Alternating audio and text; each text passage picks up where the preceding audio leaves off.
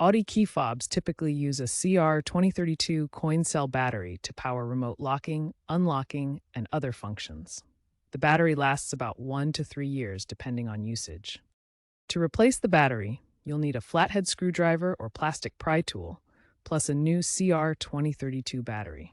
First, identify your Audi model like A3 or Q7, since key fobs can vary slightly in design.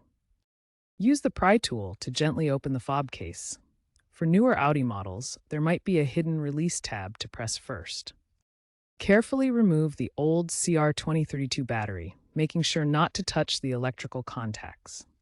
Insert the new CR2032 battery with the positive side facing up.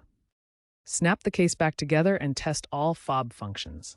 If it doesn't work, resync by cycling the car's ignition. Remember to work on a non-conductive surface to avoid static damage. Recycle the old lithium battery properly. The entire process should take about 5 to 10 minutes. Ensure you are using the correct battery model. Generic aftermarket parts may contain defects. Use OEM for the best results. Recent trends show a rise in DIY tutorials emphasizing eco-friendly batteries. Monitor battery status via the My Audi app on newer e-tron models.